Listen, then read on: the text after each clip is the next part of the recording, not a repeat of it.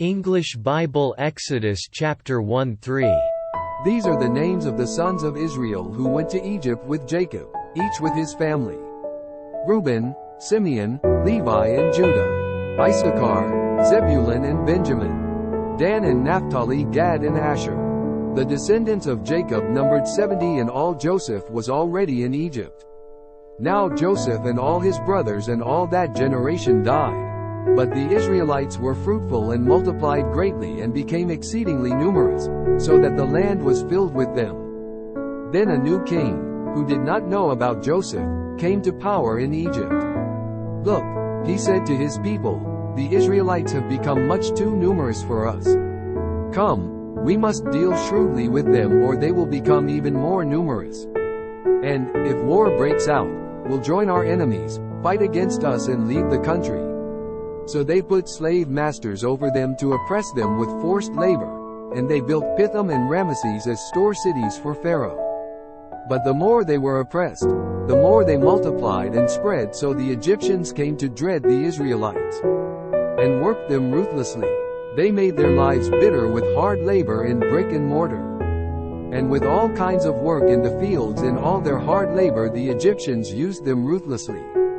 The king of Egypt said to the Hebrew midwives, whose names were Shiphrah and Puah, "When you help the Hebrew women in childbirth and observe them on the delivery stool, if it is a boy, kill him, but if it is a girl, let her live."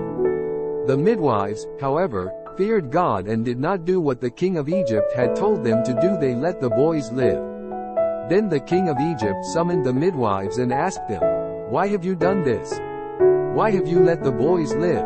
The midwives answered Pharaoh, "Hebrew women are not like Egyptian women. They are vigorous and give birth before the midwives arrive." So God was kind to the midwives, and the people increased and became even more numerous.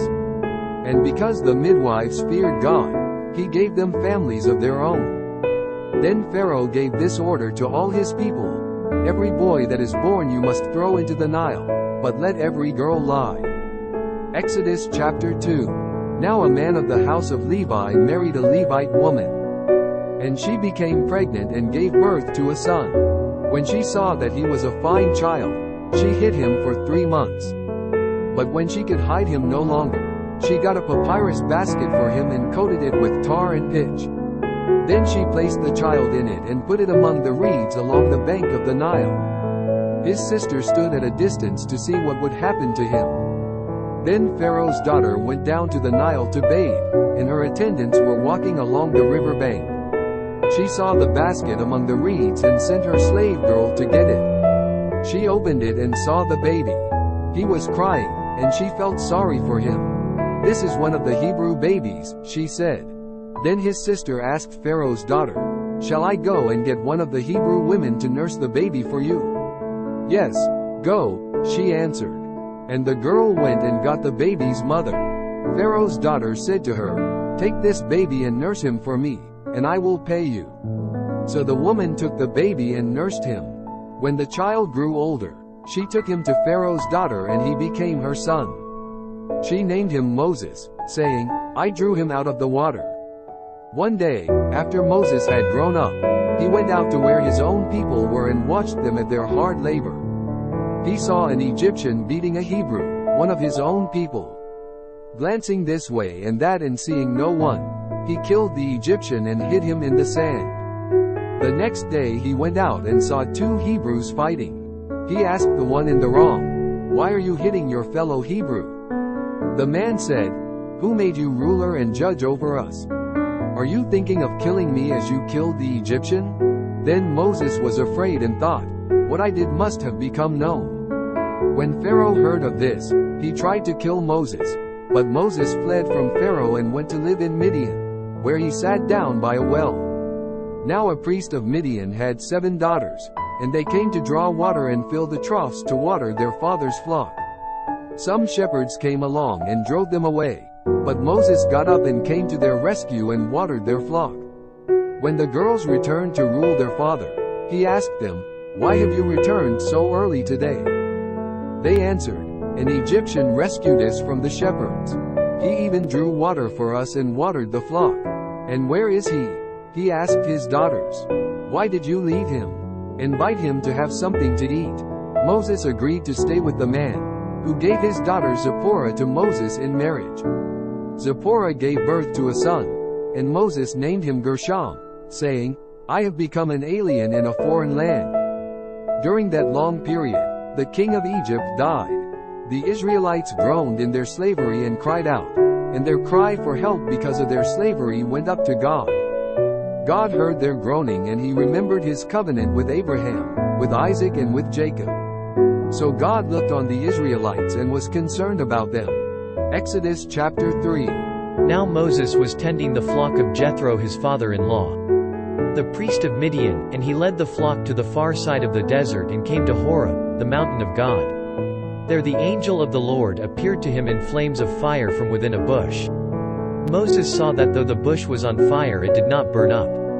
So Moses thought, "I will go over and see this strange sight, why the bush does not burn up." When the Lord saw that he had gone over to look, God called to him from within the bush, "Moses, Moses." And Moses said, "Here I am." "Do not come any closer," God said. "Take off your sandals, for the place where you are standing is holy ground." Then he said, "I am the God of your father, the God of Abraham, the God of Isaac and the God of Jacob." At this, Moses hid his face, because he was afraid to look at God. The Lord said, "I have indeed seen the misery of my people in Egypt. I have heard them crying out because of their slave drivers, and I am concerned about their suffering. So I have come down to rescue them from the hand of the Egyptians and to bring them up out of that land into a good and spacious land, a land flowing with milk and honey, the home of the Canaanites, Hittites, Amorites, Perizzites, Hivites and Jebusites. And now the cry of the Israelites has reached me, and I have seen the way the Egyptians are oppressing them. So now, go. I am sending you to Pharaoh to bring my people the Israelites out of Egypt." But Moses said to God, "Who am I, that I should go to Pharaoh and bring the Israelites out of Egypt?" And God said, "I will be with you. And this will be the sign to you that it is I who have sent you. When you have brought the people out of Egypt, you will worship God on this mountain." Moses said to God, "Suppose I go to the Israelites and say to them, 'The God of your fathers has sent me to you,' and they ask me, 'What is his name?' Then what shall I tell them?" God said to Moses, "I am WHOIAM. This is what you are to say to the Israelites, I am has sent me to you." God also said to Moses, "Say to the Israelites, 'The Lord, the God of your fathers, the God of Abraham, the God of Isaac and the God of Jacob, has sent me to you. This is my name forever, the name by which I am to be remembered from generation to generation. Go, assemble the elders of Israel and say to them, 'The Lord, the God of your fathers, the God of Abraham, Isaac and Jacob, appeared to me and said, I have watched over you and have seen what has been done to you in Egypt. And I have promised to bring you up out of your misery in Egypt into the land of the Canaanites, Hittites, Amorites, Perizzites, Hivites and Jebusites, a land flowing with milk and honey. The elders of Israel will listen to you.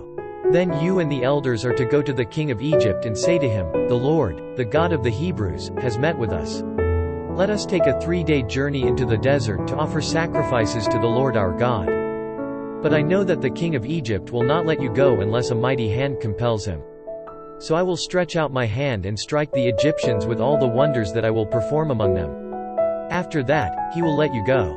And I will make the Egyptians favorably disposed toward this people, so that when you leave you will not go empty-handed. Every woman is to ask her neighbor and any woman living in her house for articles of silver and gold and for clothing, which you will put on your sons and daughters. And so you will plunder the Egyptians.